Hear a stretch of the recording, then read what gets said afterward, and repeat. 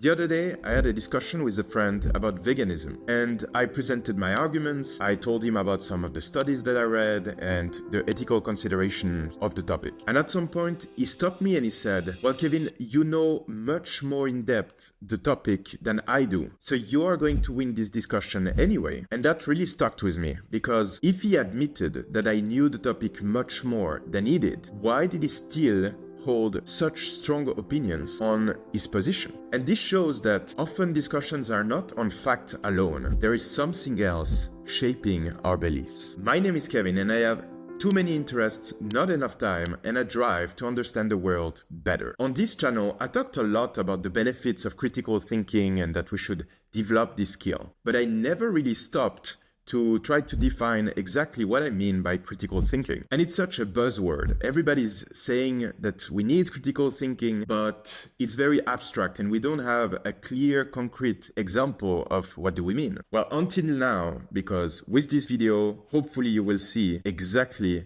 what critical thinking is. Critical thinking is not simply about skepticism, doubting everything that we see, or about debating skills, being very persuasive and managing to convince everybody else. Rather, it's trying to structure our thought process so that we can really understand and grasp complex topics. Our goal is to build a worldview where ideas strongly fit together as a cohesive system, rather than just having random opinions all over the place. When we don't do this, people usually adopt labels, like saying, I am an atheist, I am a socialist, I am a capitalist. And we take those positions before even thinking about the fundamental questions behind all of those labels. But if you start with the foundations first, you first ask those fundamental questions before taking a position on a specific topic, you will be able to approach the world more flexibly and more openly. And that will teach you much more than simply saying,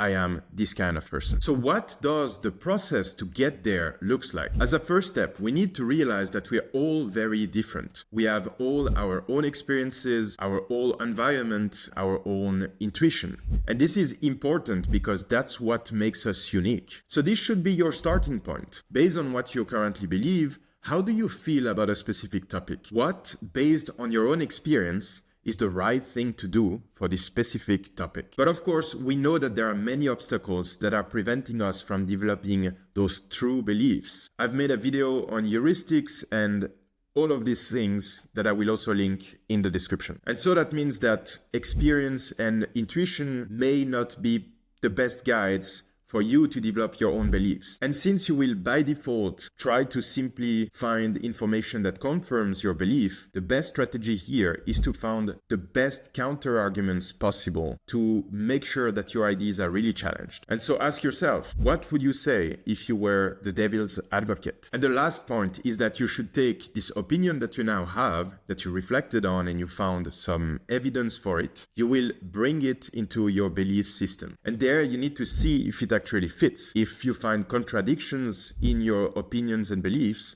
that's a good sign that you should rethink one of them. And through this process, you are forced to take a belief that you have, to find evidence against it, and then to really critically assess if it's something that you should consider or just leave. A common mistake that people do is that they base their beliefs on assumptions rather than really breaking them down to their core fundamentals. And that is a concept that I saw from Elon Musk in this interview. I think it's also important to reason from first principles rather than by analogy. I don't always agree with Elon Musk, but I think he had a point this time. In short, what Musk is saying is that we should be thinking on first principles, breaking everything down to its core to see what are the fundamental truths that are available to us rather than by analogy. What he means by analogy here is simply to think from experience, something that we saw a few times or we do by tradition, and we expect that it's going to still work out in the future. And that is basically what Musk did to revolutionize electric cars and spaceships. Because everybody assumed that it was very expensive to develop, for example, those batteries for electric cars. Nobody was challenging it. He took a team of engineers, they thought it through, They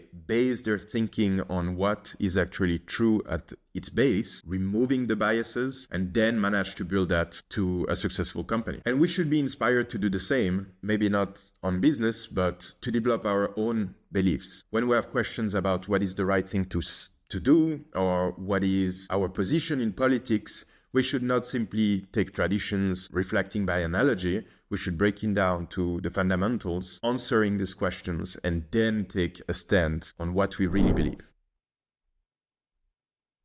There's a question that I always ask myself, and it is, once I learn something new, how does that fit with my current beliefs? Is it contradicting it or not? Well, many of our beliefs are actually contradicting themselves, and it's a natural thing. But we can become better and trying to find them as soon as possible and then tweak them, accept that we need to change something in order for us to be rational. One of the best examples for that is in ethics. If you believe that morality is subjective, there is no right or wrong, it simply depends on the society, for example. But at the same time, you believe that it is absolutely wrong to torture someone or to have slaves, then this is a contradiction that needs to be solved. If morality is subjective, then how can something be actually wrong? One of the two opinions that you hold need to change. And even though, of course, we cannot have a perfect worldview and be right in everything that we believe, we can still use it as an ideal that we are trying to reach, because we can do much better than what we are currently doing. Did you actually realize that many of our discussion turn into a battle over who can cite the most studies available on the specific topic, or often also into an appeal to emotion to try to convince the other? But real understanding comes when we stop treating those discussions as competitions. Let's go back to my discussion with my friend about veganism. This friend is extremely smart and very open-minded. He was really open to hear my arguments, but still he approached the discussion as a competition on who knows more in terms of academic papers or facts or studies. And since I had more of this knowledge, it kind of just broke the discussion. And it is a very weird thing, right? Because we could save a lot of time. Rather than having long discussions with our friends, we could simply ask the other person, how many studies did you read on this topic? And then I will say how many I read, and whoever had more would win. Imagine how much time we would save. But of course, that is totally nonsense. When we break it down in this way, we realize how irrational most of our discussions are. On the other hand, if my friend would have approached the discussion with curiosity, asking me, well, you seem to know a lot about this topic, tell me more, and he would evaluate the arguments based on logic and asking critical questions, we would both have extracted much more learnings than what we actually did. And I'm saying that because I could also have learned something. It could be that I'm missing something in my picture, and he would just challenge one of the arguments that I brought, and I would realize that my point of view doesn't make sense. So in short, don't enter a discussion as a confrontation and a competition. It doesn't really matter how much you know. If you have critical thinking tools, you can still go into a discussion where you don't know anything and make the best out of it. Which brings us to what I call the 4 stances of discussion. Because what I didn't say before is that we shouldn't approach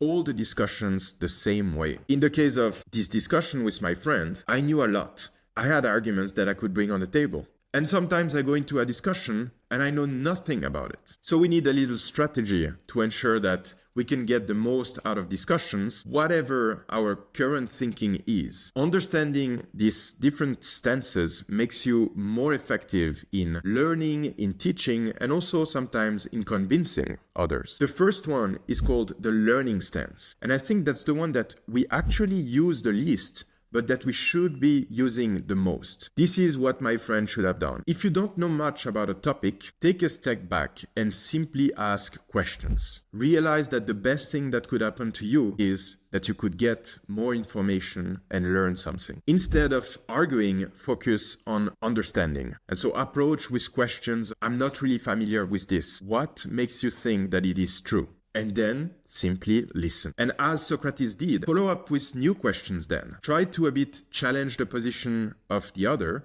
so that you both can refine your understanding of the topic. The second one is the exchange stance. This is a situation where both people don't know much about a specific topic, but they're already interested and they don't have ChatGPT or Google that. That is actually how people did long ago. In this situation, just test each other's ideas. Try to challenge them, try to find a common ground, try to explore the question so that you both will end up with relevant information. The third one is the teaching stance. If you know a lot about a topic, or maybe you're even an expert, try to share this knowledge. And don't do it in a pretentious way that you know better than others, but really like a teacher. Personally, I really like sharing what I currently know. That's why also I have this channel. And I found a lot of value in seeing someone finally understanding a specific topic thanks to my inputs. And of course, sometimes we need to convince. I need to convince my friends to go to the cinema.